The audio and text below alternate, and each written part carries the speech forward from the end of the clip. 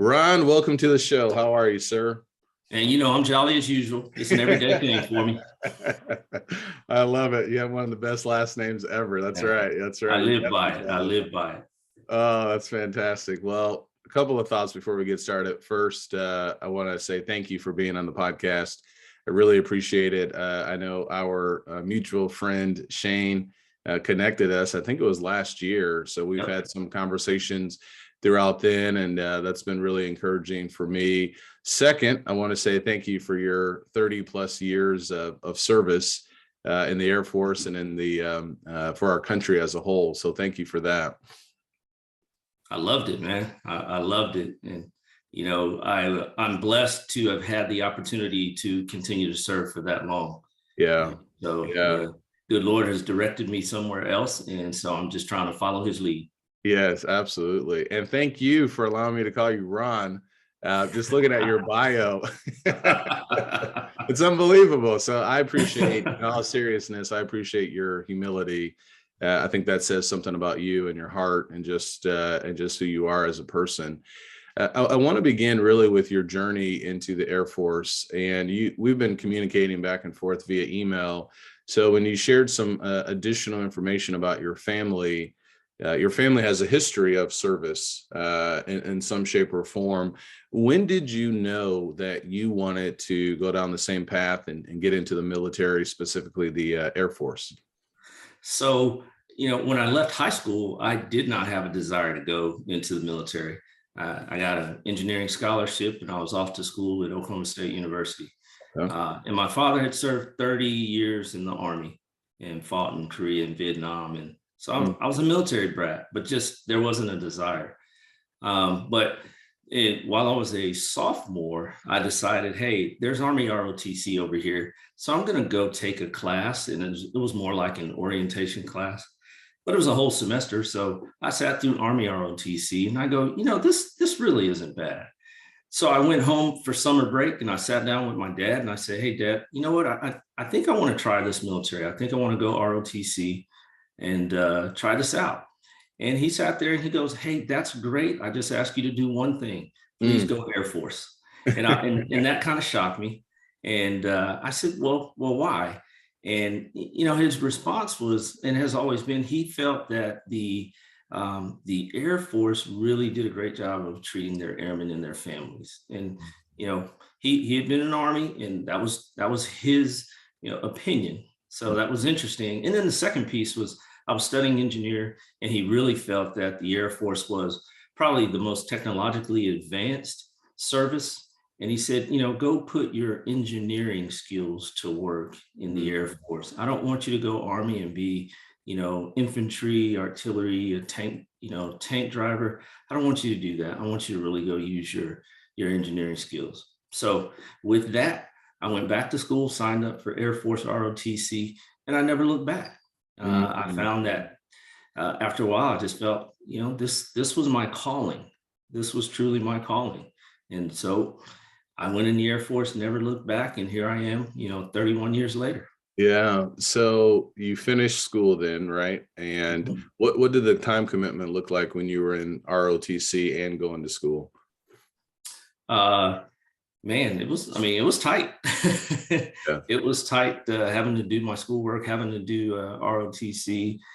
So, I was just fully committed to school because I had to get the degree in order to become a commissioned officer. So, my real focus was getting that engineering degree.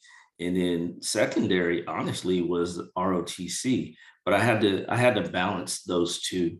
And then once I came out, it was a 4-year commitment after finishing ROTC. And Gotcha. 4 years is nothing. And I really just enjoyed what I was doing. So Yeah. I stayed and, man, it was just awesome. It was just awesome.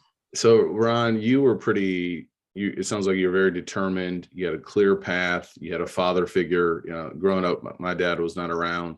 And I know for a lot of young men as a whole, that often happens too. So that was great that you had dad there that you could talk to and bounce things off of. For those who are listening, and even for young people, and I'm sure you share a lot of wisdom and advice to a lot of young people, sometimes young people have a hard time figuring out what they want to do, especially in college. You know, people can start off with the goal of 4 years, and then it just kind of keeps on expanding. What advice would you give someone? Like, did you ever have any second doubts? Like, after you made the decision, was it just like, nope, that's it, I'm just moving forward? Was that just part of your personality? How did you handle, did I make the right decision? Am I making the right decision? And then what kind of wisdom would you want young people to know today when making big decisions? Because that's a life-changing decision that you're going to go serve. What wisdom would you want to share? Yeah, so I think first of all, there's a lot of introspection that I did prior to, no kidding, signing on that dotted line. Yeah. And say, okay, I'm committed. So I took that very seriously because I understood the oath of office. And even my father had, clearly, he made it clear, understand what the oath means, understand what the commitment means. And I had opportunities outside of going into the military that were presented to me as I was going through school and being around very close friends that were going through engineering school, and they were going off to do engineering work at these, really big corporations. So it was really, it really came down to one, for me, it was service. Okay. How could I give back to my nation? And I thought service was important. Not that it has to be mandatory.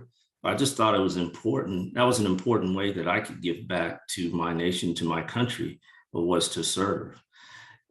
Once I made the commitment, though, I never had any second thoughts about should I have gone in. No, it was, hey, this is it. This is what I'm going to do. And I'm just going to press forward from there. Yeah.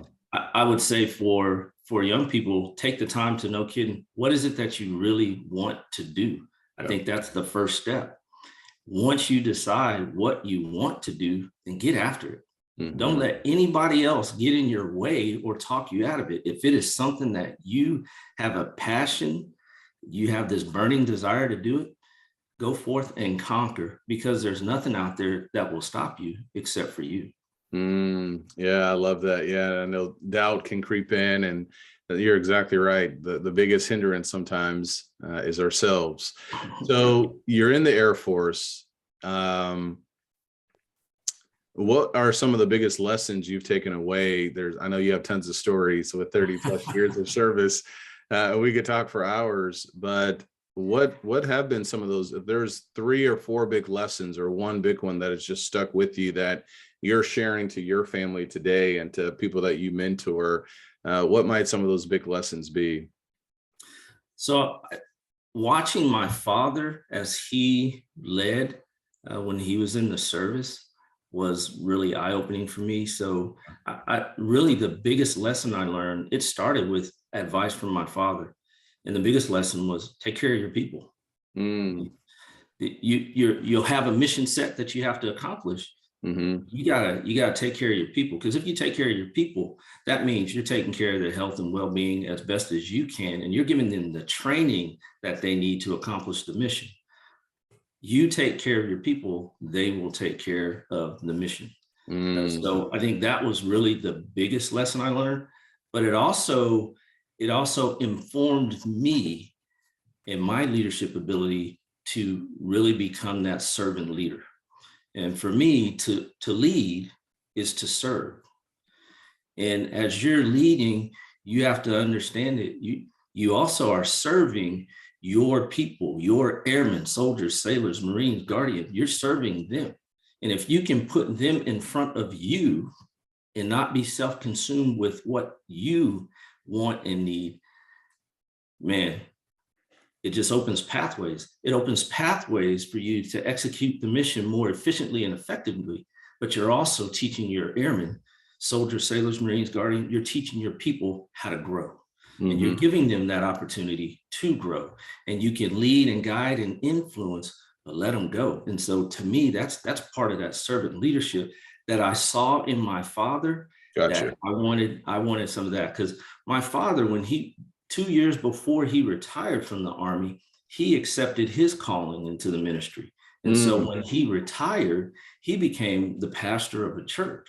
Mhm. So I saw that servant leadership firsthand, and it just worked.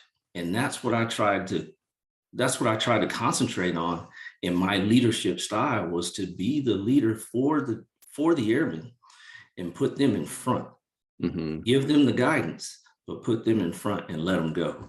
So I Yeah. think that's really the biggest lesson I learned, is really to take care of your people. I love that. And it segues into, I know we're going to talk a lot about leadership. You mentioned something, I can't remember if it was the first time we talked or the second time, but it stuck with me. I am third. Is that correct? I am That is third. correct. And it That's feels like correct. you're touching on that. Tell the audience, what does that mean? I am third. That stuck with me. What does that mean? So growing up in a faith-filled house, that's something that my father, that was kind of our family motto. I'm third, God first, my fellow man second, and I'm third. And so that was something that he taught us, but and I say he taught us, that's something that he believed. And to us, it was part of our Bible studies. You know, be there for the people, put them in front, and God's going to take care of you. So that's a family motto that we've had for since I can remember, is I'm third. Nice. A question that came to my mind as I was just kind of preparing for this: you're a man of faith. Your family are people of faith. How did that impact your Air Force career? You just kind of touched on that with the idea of I am third.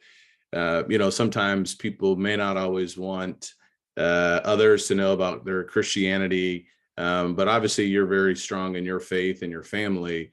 Walk us through, how did that help you? How did that impact you in your career? Always leaning on my faith. Okay. And I tell people a lot that any good qualities that you may see in me, Mhm. you thank my mother and father for that. Yeah. Those, if you see something bad, some bad qualities, that's all on me. Gotcha. That is all on me. And so as I walked that journey, that Air Force journey, I had to lean on my faith. I made mistakes. So you don't get to the position that I was in without making some mistakes. And so I realized the imperfections that I have, and also knew that I didn't know everything, and I'm not always going to make the right decision. So I made mistakes, but I learned from those mistakes and I moved forward, and I did my best to not make the same mistakes twice. Mm, But a lot of that was just, I would lean on my faith. I'll share a story with you, yes. Benjamin, that, I've shared many a times. Quitting is not an option. So at one point early in my career, I had a bad boss. He's toxic. I was doing everything I could to really help him identify that, but also just I'm struggling at the time. I'm struggling. So I'm like, I don't know what to do. So I called my mother one day and I just went off. I said, Mom, this is it's crazy. The guy's just not right. I pray for him, but he's just not right. And I'm tired of this. So I know that I have some opportunities on the outside. I still have some connections on the outside, and I said, I can go get a job. But I'm definitely tired of this, and I'll hang up the uniform. So after about 5 minutes of just straight talking and kind of ranting, my mother goes, "Okay, so are you done? Are you finished talking?" Yes, ma'am. She said, "Are you sure? Because I want to give you all the time you need to talk this out." I said, "No, ma'am, I'm done." She said, "Okay, good. So you're going to tell me you're going to let an individual, a man, decide for you that you don't want to follow your passion of service. Mm, Is that what you're telling me?" And I had to sit there for a moment, and I go, well, and my mother, bless her heart, she was like, "Yeah, that's what I thought. So I Mhm. need you to get off the phone and go to work because you got things to do. Don't call me with this kind of nonsense because quitting is not an option. You Wow. understand me, son? Yes, ma'am. Okay, bye, because I got things to do. And she hung up.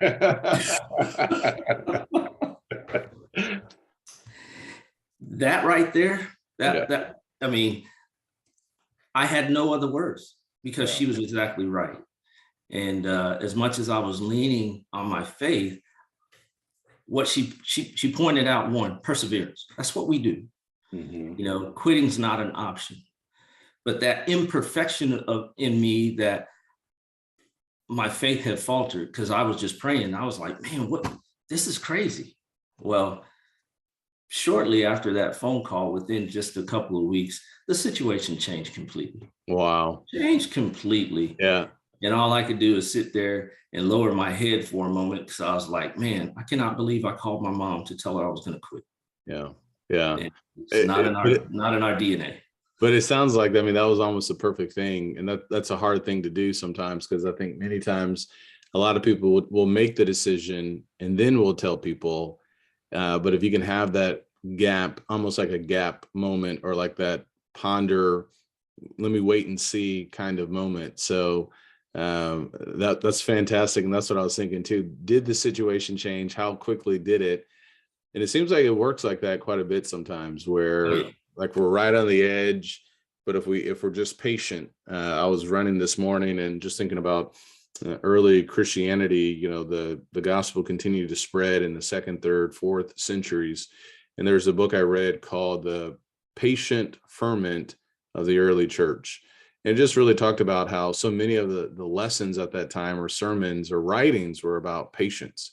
And that's not something we necessarily enjoy, but that sounds like what your mom was telling you. Yeah, you can't quit. And the way that she framed it, that's something else I think is really important for people to have mentors or someone else to talk to, because she forced you to realize, oh, wait a second, that's exactly what I was going to do. So no, that's a fantastic story, and it's more than just like some motivational post on social media, right? Quitting is not an option, because in the real world, it does get very hard. You know, where how do we persevere, and when do we say, okay, enough is enough? So no, that's a fantastic story.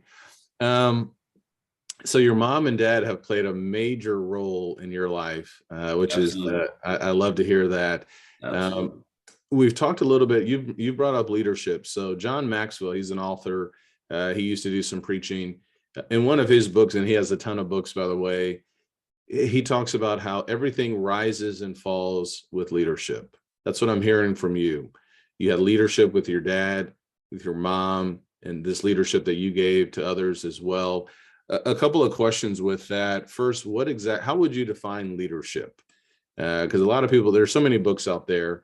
I think you just gave a great story of what leadership is, but if people are looking for a definition, because a lot of people are striving to become leaders, what is leadership to you?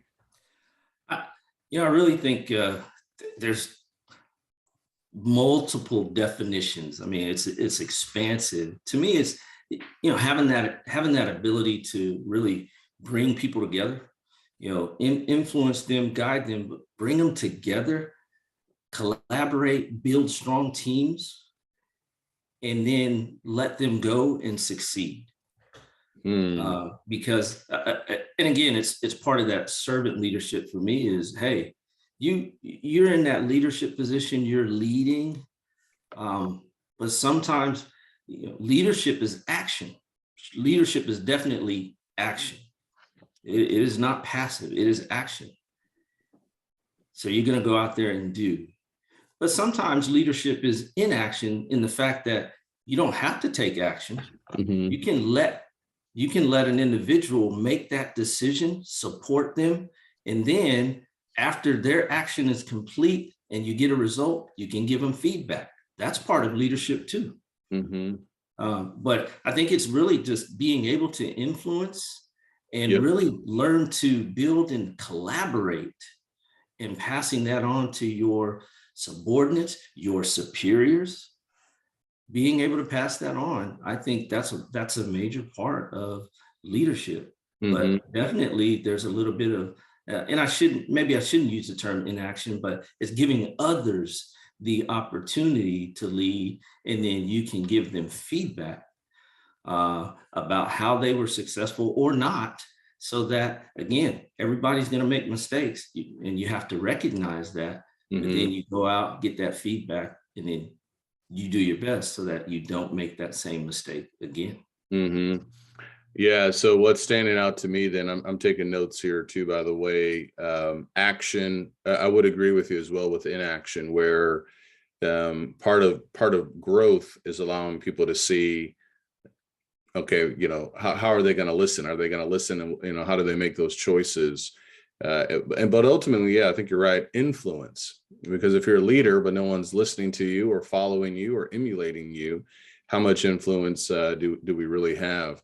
So talk to us. It seems like everybody, maybe everybody's not the right word, but there's a lot of, you and I both love to read, and there's a lot of focus on leadership. Jocko Willink, for example, a lot of military men and women who are talking about this, which is really important. And someone's looking to become a better leader.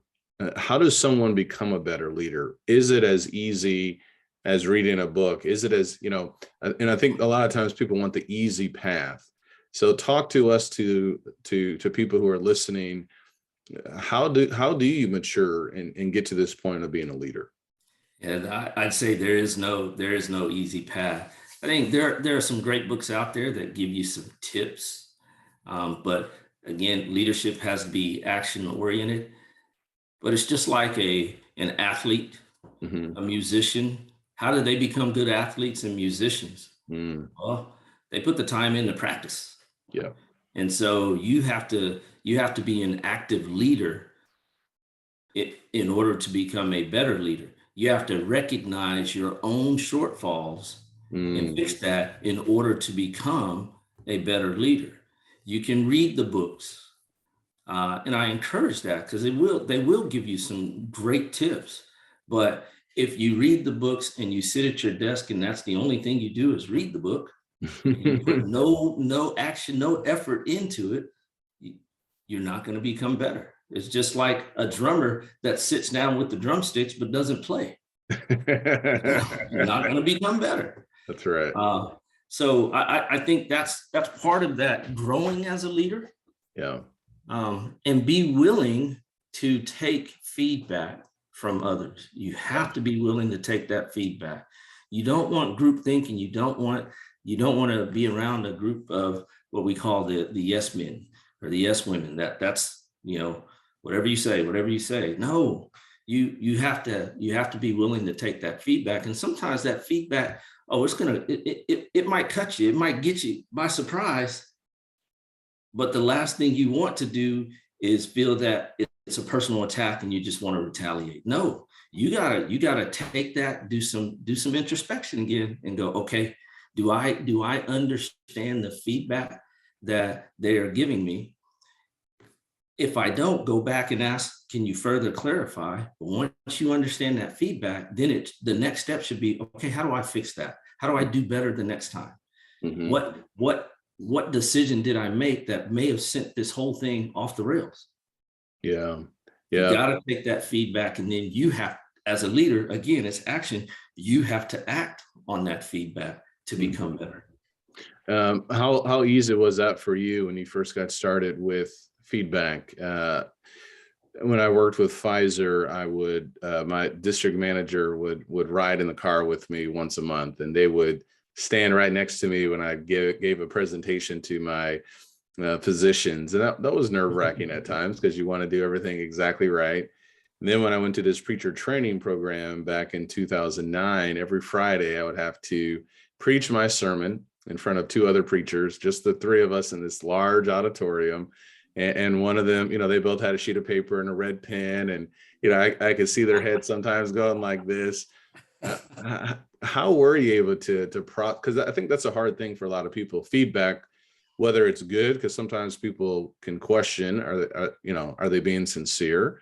But then the feedback that can kind of cut you right to the heart, like your mom gave you, like, I'm going to hang up the phone now because I have stuff to do, and you need to keep doing this. So walk us through that.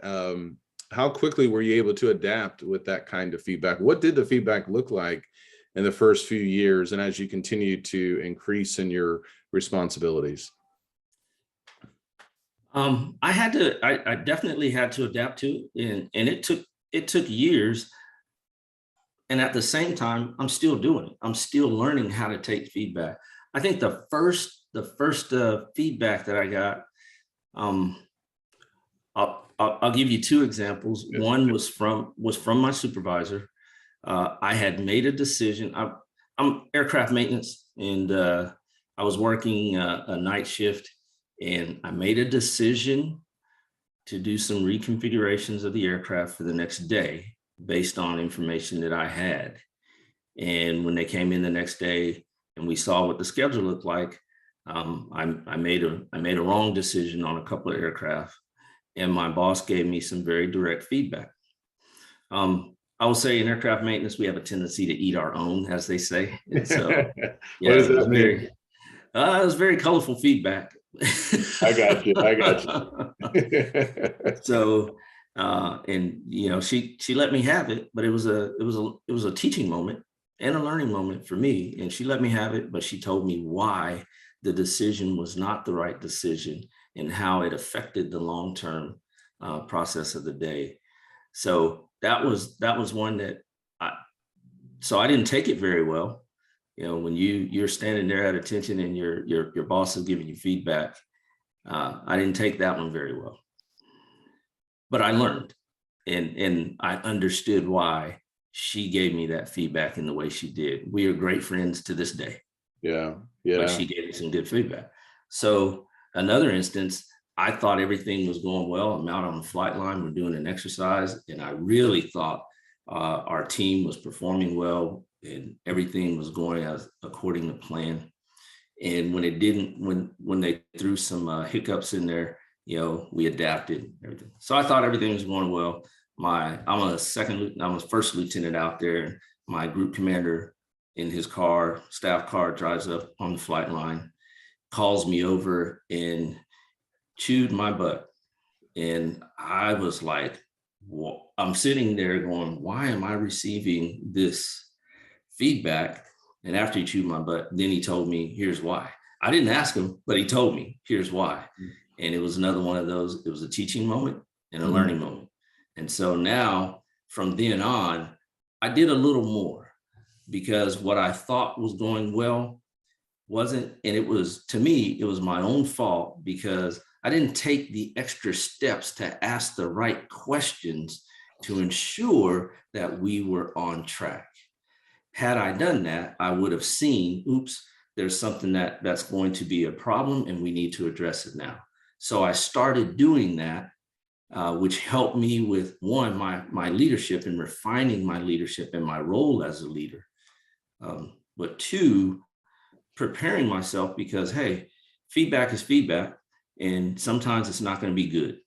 So you better be prepared to deal with it. Mm-hmm. And so with that mindset, I felt that I really started to grow from there and really be accepting to feedback. But at the same time, as I became more senior, you have to, some of it you have to take with a grain of salt. Some people will give feedback anonymously, and you're going, what are they talking about? Where did that come from? Yep. And you just go, okay, I got it, but I don't think I need to take any action on this, because it's more of a complaint than really good feedback. And so you learn how to filter some of that feedback to know what's really good feedback, and then what's just, is it a complaint? Is it a personal attack? Because I can't do anything about those, but I'll focus on those that I can fix. That's going to be in the best interest of not me, but in the best interest of the organization.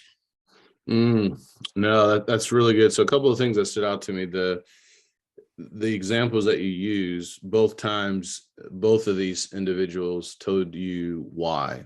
And that's something that is really important, I think, when we think about feedback. And maybe that's a way that we can understand feedback versus like complaining? Because I've seen that before as well, where people will say something or share something, but they're not really telling you why. They're just kind of just making some statements or things like that. And so I think there's something there. You also mentioned, it sounds like you when you talk about going the extra mile, like over communicating. Would that be a good way to describe, like where you're asking more questions just for the sake of, okay, if I can just eliminate even going down this path or wasting time or creating more work, you're just better off to over communicate. Is that accurate to say? I think it is, because when you're asking questions, we used to say, don't play stump the dummy. You're not trying to embarrass anyone. You're just trying to make sure you have all the details that you need in order to make the decision. Gotcha. Or in order to make sure that things are going well. So asking the right questions, and that is also a process that you learn. You don't walk in just knowing what questions to ask. After a while, you get that experience and you learn what questions you should be asking. You're not always going to get it right either. But you have to put forth the effort to make sure that you are asking, so that, and plus it helps with everyone else that's around you. You don't do it in a vacuum. You're asking these questions because it might spurn other questions from people who are around you that actually feeds that information flow that you need. So not stump the dummy, just make sure you're getting all the right details so that the team can be synchronized and going towards that same goal in the execution of the mission. Did you find that you got less feedback the higher you went with respect to your positions and your status? I'm asking that because as people, climb the ladder, however you want to describe it, people actually get somewhat nervous to actually give some kind of feedback. And so one of the things with those two stories, by them giving that and saying those things to you, they helped you long term. And do you find that more challenging? You've been serving now for 30 plus years. What does that look like today? Obviously, it's not going to be the same kind of feedback or maybe even the same method, right? But is that something that you have seen, not maybe just with the Air Force, but in general, that the higher you go, it does become harder to actually find someone who's going to give you some straight talk? Yes, absolutely agree. And part of it is that they have valid feedback, and they'll try and push that up the chain, and it gets filtered, and that's wrong. So the way that I tried to address that was to give the right opportunity and provide the right venue for them to give me feedback. So for instance, as a wing commander, I would have I would have breakfast with a group of airmen, very young airmen on the staff in the wing. And I would try and rotate every week. So it's a group of airmen, then it's a group of non-commissioned officers, then it's a group of senior non-commissioned officers, then it's a group of junior company grade officers, and then field grade officers. And so it was about a 6-week rotation. And it provided them the opportunity to, no kidding, I'd ask them, hey guys, how are we doing? How are we doing as a wing? How are we doing as an organization? How can I do better? Give me feedback. Let me interrupt real quickly and forgive my ignorance. All of these individuals that you were eating with for breakfast, are you their superior? So yeah, I'll break it down. As the wing commander, the installation commander, you're the person at the top. Gotcha. And then you have groups, basically groups in the next level. And then you have squadrons that belong to the groups. Okay. So I'm pulling for my meetings, my breakfast, I'm pulling from the squadron level. Gotcha. Okay. Yeah. All the way down to even the youngest airman. I'm pulling from there to have breakfast, to give them the venue to talk directly with me. Gotcha. And then, okay, sorry to interrupt. How did that, No problem. I guess I wanted to interrupt because I wanted to make sure I understood that. Because what you're doing is you're giving basically everybody a voice. That's what it sounds like. So how did that work? I thought it went well. I always walked out of there with a couple of notes of things that I would take back, and I'd tell my vice, my chief, my staff, hey, this is good feedback. we need to address this. We need to find out what's going on. So it was very productive to do that. And, you know, the young airmen, I found it interesting. We'd have, excuse me, we'd have breakfast, and I tell them, hey, we're going to have breakfast, and then we're just going to talk. We're going to have a conversation, and I'm opening it up to you. I'm not going to talk at you. I want you to talk with me, and I'll open it up. And after about 10 minutes, you get the one individual that would kick it off. And then next thing you know, hands are going up because they all want to talk. And that was the goal.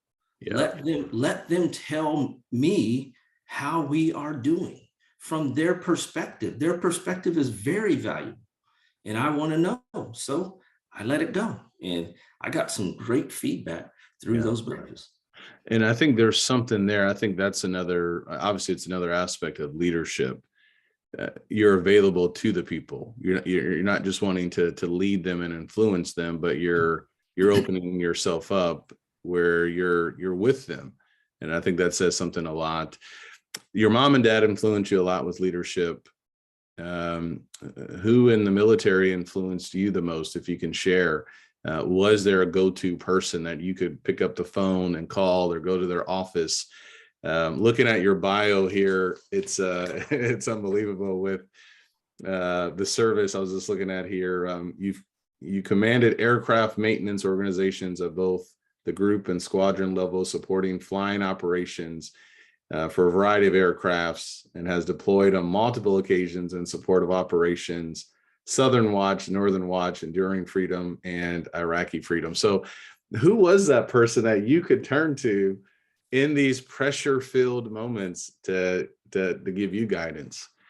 Oh man, there's a couple of them. I'll say my senior mentor is General Retired Larry Spencer.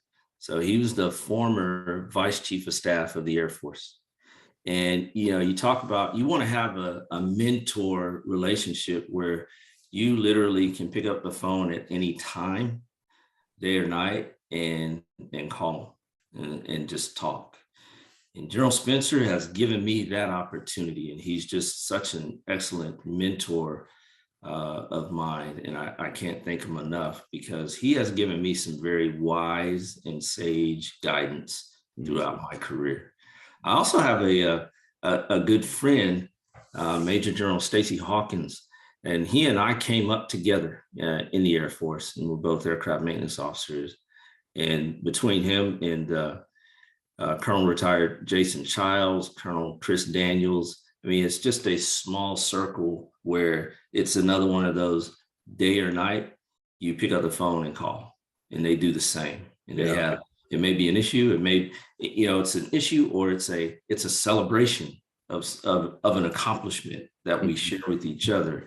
But I feel that we really mentor each other, and providing, because what I like most is when we're discussing different things and maybe some challenges, it's the different perspective. It is the different perspective that each one will provide. And that has helped me immensely throughout my career. And then I have one in particular, a U.S. Marine retired, Lieutenant Colonel Art Stovall. He and I have been the best of friends since we were 12 years old. Wow. And this guy is he's an amazing individual. And it's kind of funny, because we're together. We're like the odd couple. Okay. I'm an introvert, and he is truly an extrovert. Yeah. And it's just, it's different ends of the spectrum, but we're close, just like we're brothers. But it's his perspective whenever I have an issue and I just want to talk. You know, he provides something that I'll always say, dang, I didn't think of it that way. I didn't think about that. So has always been in my corner throughout, 43 years that we've been best friends. Yeah, I love to hear that too, with having men in your corner, because sometimes that can be hard for men with pride and ego, but actually, being vulnerable and being able to encourage one another. clearly with your career, you had to practice discipline. I want to talk about that a little bit here. Discipline, I know Jocko talks about this too. Discipline equals freedom. The Bible talks about it as well. The Holy Spirit said it a long time ago. The fruit of the Spirit is self-control. Walk us through discipline. And a lot of people seem to lack the discipline to whatever it is. Maybe it's exercise, maybe it's following through. What things have you done, or what has helped you along the way to improve your discipline, whether it's in your Air Force career, your the things you're doing personally in your home, the day-to-day things that we all have to do? I think what's helped me the most is just regimentation. I find that really helps me stay disciplined. If you and I have talked before about fitness, and I'm not competing, but I have a regimented fitness program, and it helps me throughout the day, the weeks, the months, because I know that if I don't get it in on schedule, it just kind of throws me off. Yeah. And I know I should be a little more flexible, but it's that regimentation. It's a process. Whenever I would have a challenge and a decision to make, I would walk myself through a process, and that was part of just my discipline. Can I ask what that process was? I'm very curious. You said when you had a decision to make. So Dr. Ben Carson, there's a book I read about him about navigating risk. So he would have 4 questions. Can you share, like, when you had a big decision to make, what did that look like? What was that process? Yeah, so from the beginning, I would always talk with my staff, and it's always, this is unemotional, fact-based decision making. That's how you have to start. So what are the facts? And that's number one for me, is laying out what the facts are. Getting rid of the emotion, because a lot of people will get caught up in emotions and make a bad decision. So getting rid of the emotions and recognizing that I'm going to have some bias. So that's part of getting rid of the emotion, getting rid of the bias. Now lay out the facts. And then I would just step through, what's the end state that we're trying to get to? What is the problem that we are trying to answer or solve, or what's the question that we're trying to answer? What's the problem that we're trying to solve? And then after I have my facts, now I'm going to walk through and probably come up with 3 or 4 courses of action, and then study each one of those and make the best decision I can with the facts that I have, knowing the complete situation. So that's how I would step through things. And I still do that today. It's helpful. I mean, it is helpful. I think as a leader, one of the most challenging things that you have to do as a leader is recognize that you're going to have some bias. You are going to have some bias, and you have got to recognize it and then put it off to the side. Because if you're inserting your bias in the decision making, well, then that bias will turn it into an emotional decision. Mm-hmm. And that's not something that you want to do, because then it's not going to be in the best interest of your organization. Mm-hmm. So recognize that there's going to be some bias there, and make sure you discount that. This whole process, it sounds like it could take a while to kind of walk through the process. I mean, how effective was it even in pressure moments? Because a lot of people today who aren't in the military, I think it's a fantastic way to really break things down. I totally agree. The bias is one of the hardest things. My own personal bias. How did that work with, if there were these pressure filled moments? Was it always you had plenty of time and you could still go through this? Nope, never have plenty of time. And so, yeah, in those pressure moments, I just had to compact that timeline, and go with, here are the facts that I have right now. Gotcha. Here's what potentially could happen. But then kidding, you got to make the decision and move on, because you don't always get time. Gotcha. But you also have people around you that I I've never been around folks that just didn't want to do good. They just so you get around people, and they're gonna you want their input too, because you're not gonna have everything up here. No, you want their input, but in that pressure situation, give me your input. Got it. Okay, let's go. This is what we're gonna do. It doesn't happen that quick, but I have been put in those situations where, yeah, you've got very, very, very limited time to make the decision. And so take what you have, get some input from others that know the facts, know what's going on, and then make that decision. And I think the important part, again, is just recognizing. I was just telling you about before we came on camera, my trip to Jackson State University last week, and addressing the commissioning cadets from Air Force ROTC. And one of the things we talked about was, one, hey, you can't quit. But I did have one of the cadets ask me, what are the things that you would tell yourself 30-something years later, or 30-something years earlier, that now? Because as they're getting ready, they're second lieutenants now, and they're getting ready to walk in and into some leadership positions. I said, you have to remind yourself, you don't know everything. You are not the expert, and you're not expected to be the expert. So there are those around you that are going to help you out. They're going to provide some of their expertise to help you out, but never walk in a situation thinking that you know everything and you're the expert, because you're not. And you have to learn to collaborate with others. And so when you talked about those pressure situations, I don't know everything. I didn't know everything. And I had help from others in order for me to really make that decision to move on. Yeah, no, that's fantastic. As you were talking I was thinking about, obviously you have great confidence in yourself. You're not obviously cocky or anything, but great confidence. I think a lot of times people can struggle, like when you do make a poor decision.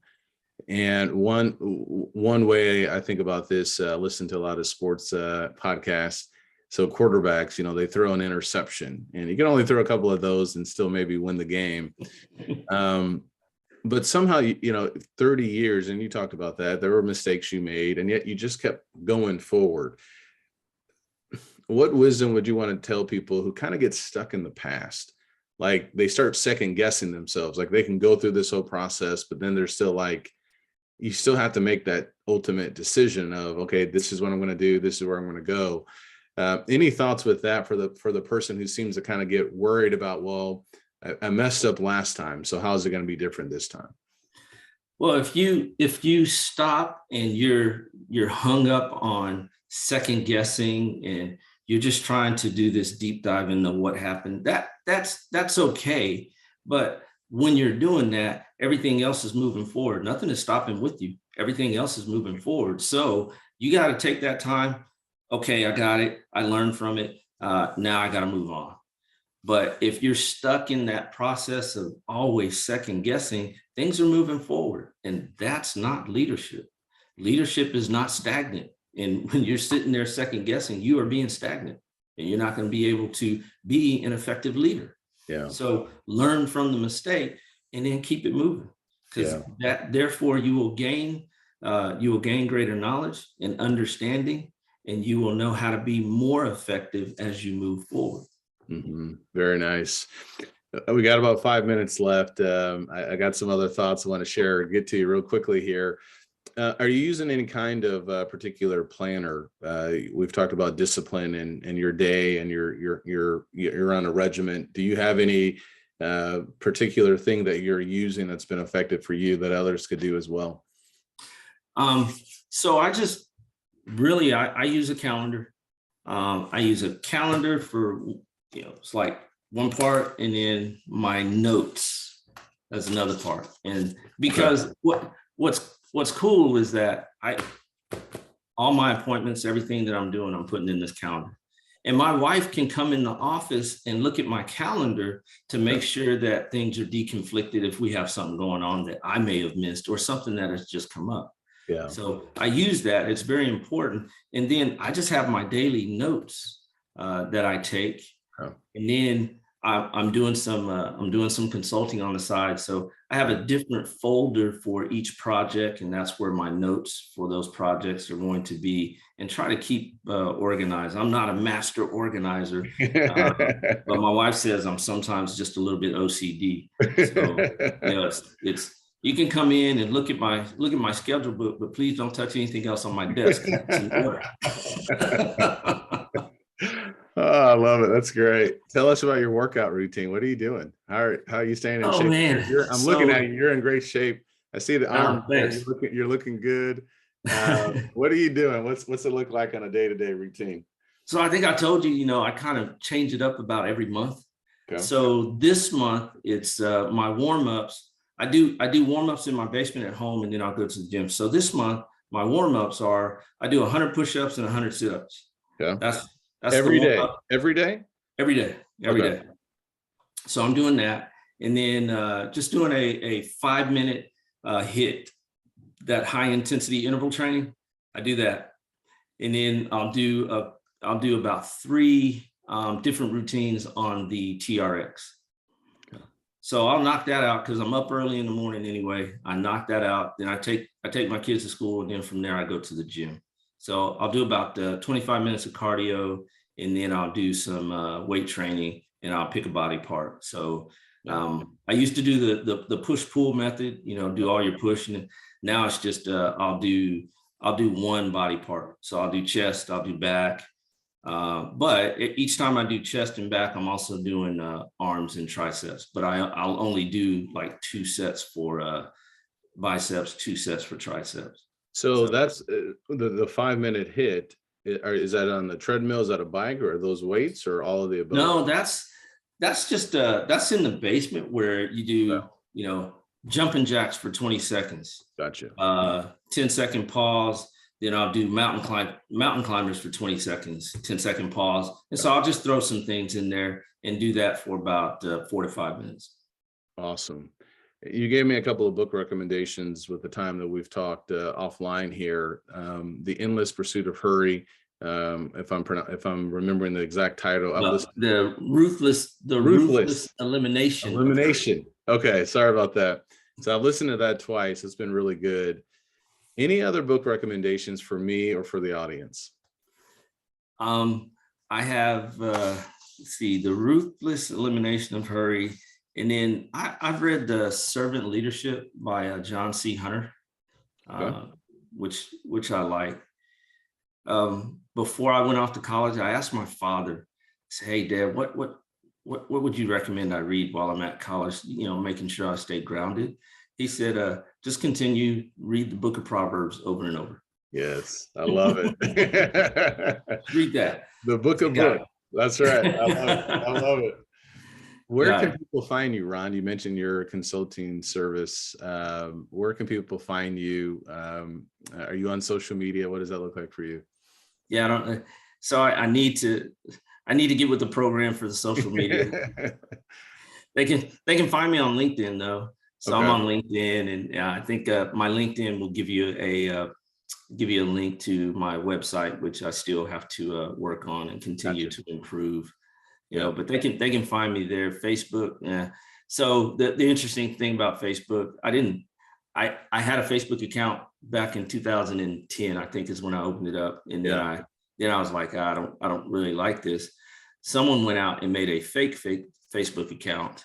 So there's a fake one out there that has me in uniform, but it's not me. Not you. Gotcha. It's not me. But then there is another one out there that every now and then I'll go out and post something or say thank you to somebody. Yeah. But really, it's I actually like LinkedIn because it's really business oriented. Yes. And as I'm trying to just consult, but also I'm out there. I'm going to take a full-time position here probably within the next few months. Nice. My wife said, you just can't sit around for more than 5 minutes.